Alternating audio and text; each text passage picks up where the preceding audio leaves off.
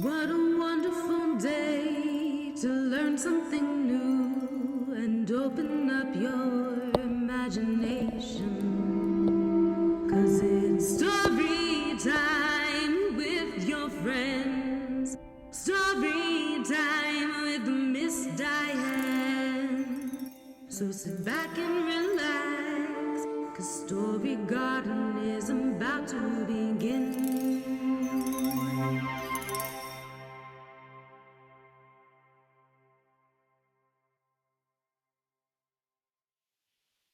Hello, everyone, and welcome to the Story Garden with your host, Miss Diann.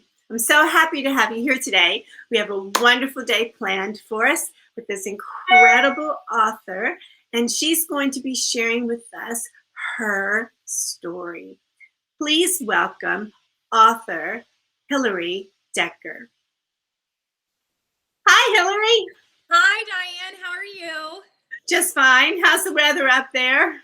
Oh, it's cold. We got some snow, but it's okay. I don't mind a little bit this time of year. So eventually we'll get to spring and everything. The flowers will be blooming and the trees will be blooming. So it's a short lived period. And tell everybody where you're from.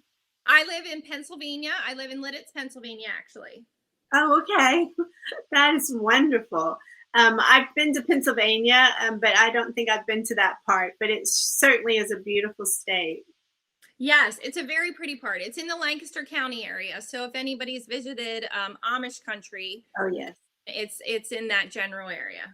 Okay, great. My mama actually was from Pittsburgh. So, That's a very neat city. yeah, it's very cool. And then my husband's family originated from Philadelphia. So, Yes, we're not that far, about an hour and 15 minutes. oh, there you go. How about that? Small world. Yes, yes. So, how long have you been writing? I would say I've been writing pretty much all my life. When I was a little kid, I had a notebook that I would keep beside my bed, and I would always come up with little rhyming poems or little rhyming stories, and I'd make up different characters. And sometimes I would act out different characters for my family and keep them entertained and that sort of thing. But my passion's always been writing. So definitely something that I wanted to grow up to be as a writer. So, Well, congratulations. oh, I thank you. can't say that. I've always been a storyteller. My brothers would call me Motor Mouth, but Yeah. you're always writing. And so, when did you decide to actually start getting your stories into book form? Well, I started this book, Soar, in 2014. And then it's actually a pretty interesting story. I have two kids, so I would work on it on and off, as time allowed. And then when I felt like it got to a point that it was ready for some critiquing, I reached out to my kindergarten teacher from 30 plus years ago Wow. and asked her if she would read the story for me and give me some insight and some feedback. And she was terrific. She gave me some really good commentary, and I made some changes based on that. And it's become a really good working relationship. She's helped me with some other manuscripts that I have completed. So it's been wonderful, and it's been a great way to reconnect with her. So that started in 2014, and we got the contract for this book that I'm going to read today in 2018. And then from there, it's a process of drawing and painting all the rest of the illustrations for the book. So it came out in August of 2020. Well, congratulations. And Oh, I can't stress to the young children enough to please write your stories, have fun with it, but always remember it's a process. And if your parents are listening, feel free to reach out to either one of us and we can share with you the process. But it is definitely worth it, isn't it? it is. It's definitely worth it. And I would say, as I have spoken to some classrooms virtually recently, you can't just write something down and that's it. It takes a lot of editing and reworking. And then one day when you are finished typing, you just have this sense, I feel, maybe you feel this too, Diane, like that's it. It's complete. I did it. There's nothing else that needs to be fixed on here. I feel really good about it. I think this is the final draft. So I do feel like there is a sense of that sort of overcomes you when you are completed, that you just know nothing else needs to be done. Do you have that? Absolutely, I agree completely. And I love how you said you reached out to your kindergarten teacher because you're so young, but the fact that you knew where she was is amazing. Yes. And, it's developed into such a nice connection later in life, as now I'm an adult, and that we, talk and keep in touch and talk about personal things as well. So it's really become more of a friendship, and that she helps me, professionally as well. But it's really been a really wonderful thing to reconnect with her. I loved her as a kindergarten teacher. She was amazing, and she was always one of my favorite teachers. And she immediately popped into my mind when I thought, who could help me take this story to the next level and give me honest criticism about what I need to work on, or words that weren't quite working in the rhyming text and that sort of thing, and help me, get it ready for young readers. It's so wonderful, and it really shares the importance of the impact a teacher has on us. And I know I won't bore you, but I remember reconnecting with a couple of my teachers as grown-ups and actually giving them copies of the books and letting them know that, how much they inspired me. So I'm sure, kiddos, you have teachers that are inspiring you right now, and just think maybe one day they'll become a very good friend of yours. Yes, you never know. You never know. I'm going to step out and let you get started. Please share everything about your book that you want to say before you begin reading it, or however you would like to do it. But we are so happy you're here. Thank you. Hi, everybody. As Diann said, my name's Hillary Daecher, and my story that I'm going to read today is called Soar. Here it is. It's about a little hummingbird named Ramon who has some anxiety and some fear about trying out his first flight. And I have to say, I am not the illustrator. I have found a wonderful illustrator, and her name is Angie Hohenadel. And you'll see throughout the book how amazing and talented she is with her images. But together we've created the book Soar. So I'm going to start now. Ramon Rubythroat has a big day ahead, so his mom wakes him up from his nice, cozy bed. Fluff up your feathers and learn how to fly. We need to find food, so let's take to the sky. And here's Ramon in his nest, all snuggled, and his mom. Before he takes flight through the crisp morning air, Ramon needs a minute to relax and prepare. Today's the first day he will soar in the breeze.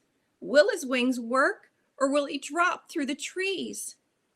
Wishing this duty didn't cause him such stress, he wonders, how can I get out of this mess? Ramon understands that all hummers must fly, but must it be done in the air quite so high? Look at poor Ramon. He's worried. There. He's worried about it.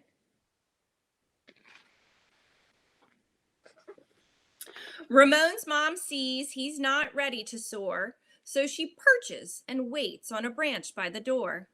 Quietly she hums, "What's the matter, Ramon?" He looks at her shyly and tries not to groan. "My belly, it hurts, and my wings, they are bent. My beak really aches, and my feet, they are spent. I don't think today is the best day to start. I'll feel better tomorrow. Cross my heart." Ramon's mom, waiting patiently. See that?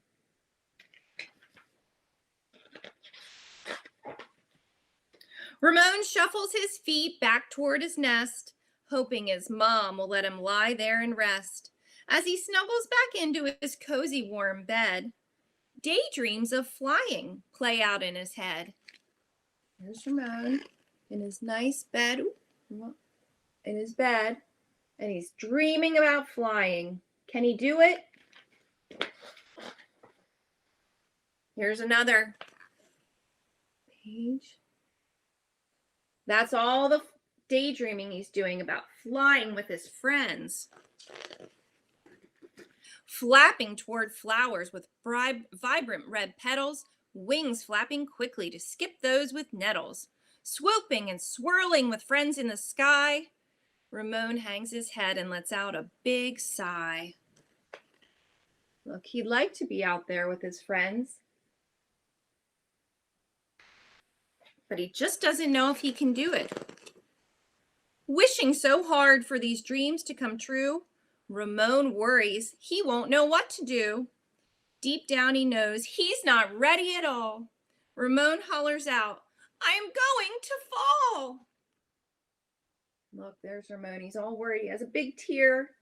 He's too anxious.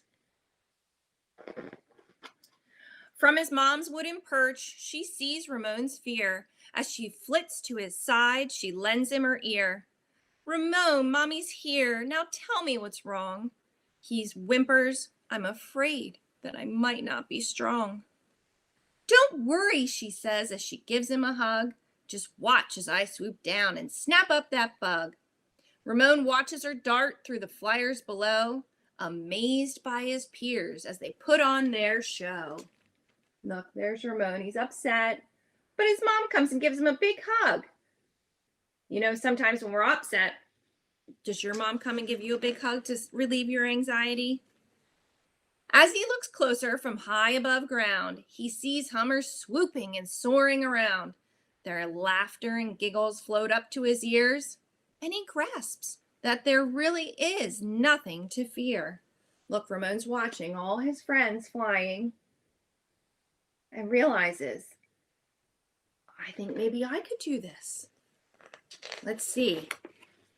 After a while, Ramon changes his stance. He grows more intense and thinks, "This is my chance." Opening his wings as the wind picks up pace, Ramon sees the pride on his mother's bright face. "You can do it, my son," his mother calls out, giving a big smile before he can doubt. Ramon's knees shake and start to feel weak, but instead of stopping, he sticks out his beak. Look, there he is. Getting ready. Pushing his body up into the sky, Ramon thinks to himself, "Let's give this a try." His wings quickly pump as he darts through the air. His mom flies beside him and yells, "What a pair!" He did it. He took off. Look at him with his mom.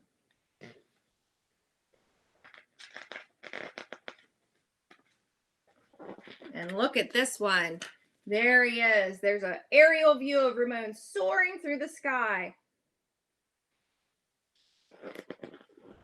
Ramon smiles at his mom, letting go of his dread, and thinks to himself, "Glad I got out of bed."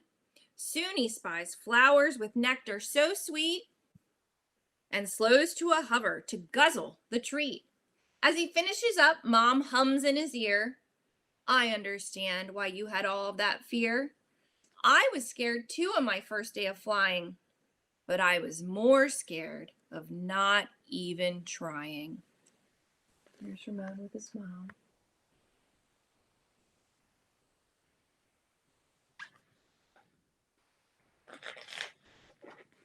Ramon stretches his wings and takes off in flight, shouting out as he soars, "Mom, I see you were right." Ramon now flies like he's in a big hurry, so glad in his heart that he conquered his worry. Look at him.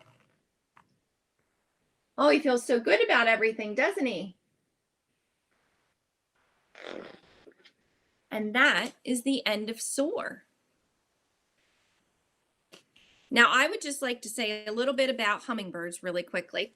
And in the back of my book, I just want to show everybody that there are some hummingbird facts and some conversation starters to help you learn more about hummingbirds and to help you start a conversation with your parents about some times that you might have felt anxious or scared. Bravo. That was Thank you. fabulous. It's such a great story, and it's wonderful for all ages. And the message is I incredible. agree. I agree with you on that. I think even parents can relate to times that they were feeling anxious about something, and then being an example for your kids, showing them that you work through your fear and anxiety, I think is so important. So I agree with you on that completely, Diann. Thanks. Well, I actually just was on a talk radio show called Dr. Jacqueline. I'll have to share some info with you later.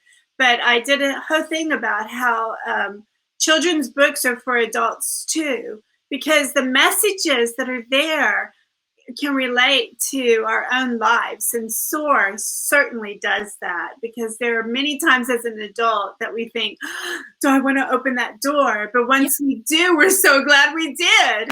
So your message is just phenomenal. Oh, well, thank you. I really appreciate that. And I'm really glad that parents and kids alike are connecting with the story. I think it's, I personally connect with it as well. So I think it's really wonderful to see other parents commenting too, not just that their kids love it, but that they feel it's relatable too. So I appreciate that.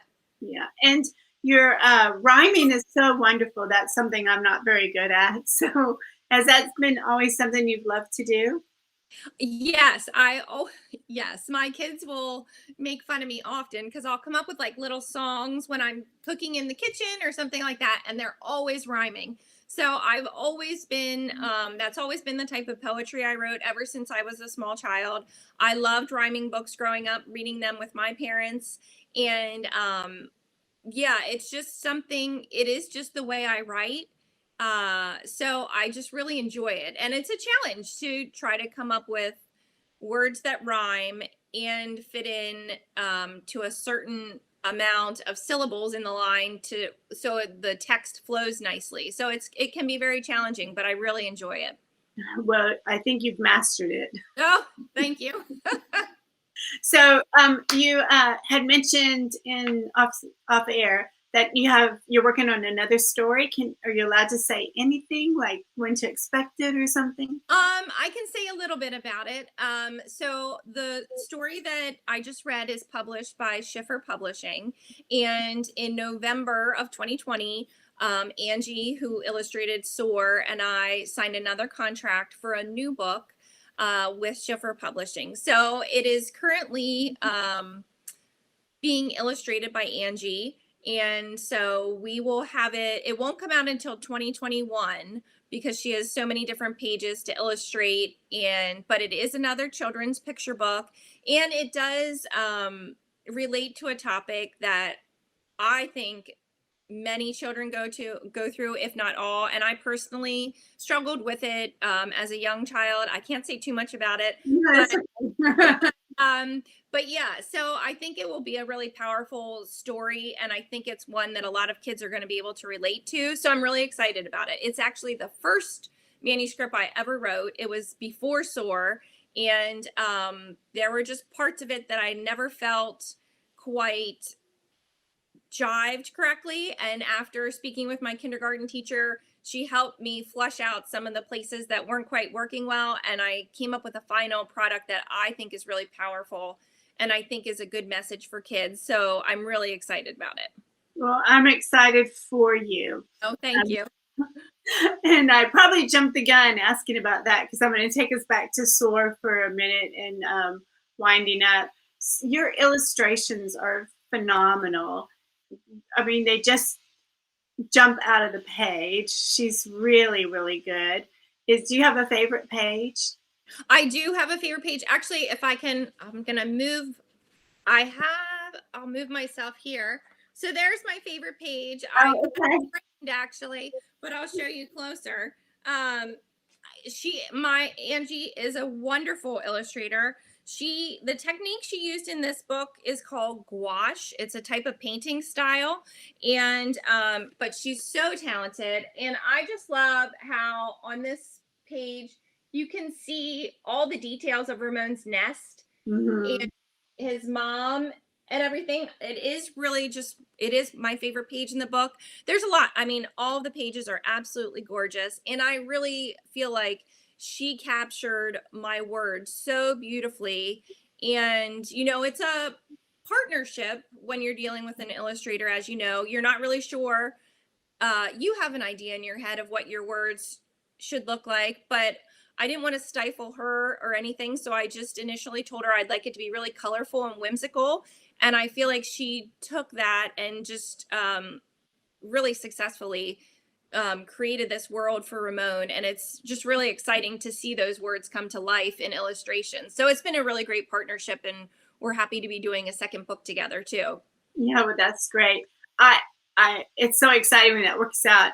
I loved every single picture. I really loved the aerial of. Yes. That's phenomenal, because you just feel like, yes, I did it. And we've all had this experience. And when we read to our kiddos, we want them to have that feeling too, like, yes, I did it, mommy. Exactly. And I think that just captures, from the beginning, you see Ramon with a tear in his eye, and he has an upset belly, and he, doesn't feel well. And to that point that he gets where he's just flying with his friends, and he's, you're looking down on him flying with all the other hummingbirds. It's just really powerful, I think, the illustration, just to really capture the moment and, see how far Ramon has come from the beginning of the book. Yes, absolutely. Well, I can't thank you enough for coming to the Story Garden. I hope you'll come back one day. Oh, thank you for having me. I've enjoyed it very much, and I really appreciate you taking time to have me on your program. You're welcome. So boys and girls, make sure that you grab this story. How can they find the story? It is on Amazon, and it's available on Barnes and Noble, and it's available on Schiffer Publishing, and it could possibly be available in local bookstores in your area. It just depends if they've ordered it yet or not. So fabulous. So make sure. Do they have a website together to contact you as well? Yes, my website is actually just hillarydaecher.com. So you might spell Daecher for them. Yes. So my last name is spelled Daecher. So if you just type in hillarydaecher.com, you'll find my website and lots more information about Soar and our upcoming book. And it does have some activities actually on there. It has coloring pages and activity sheets, and it has a make your own nectar recipe if anybody's interested in that. So some activities for you to do at home with your parents. And it also has our conversation starters to maybe help you get a conversation started about maybe a time that you were feeling anxious or fearful and how you overcame it. Oh, man, I'm so glad you shared all that with us. That is wonderful. And boys and girls, if you missed it, I have her name tagging underneath. So just quickly follow the little tag. I'll tell you. Well, I will see you back real soon. Well, what a wonderful day. And don't you just feel like going outside and soaring? You can just go like this and just soar through the sky. So boys and girls, I hope you've enjoyed today. And remember to have a beautiful day and to embrace imagination. Till next time, have a great day.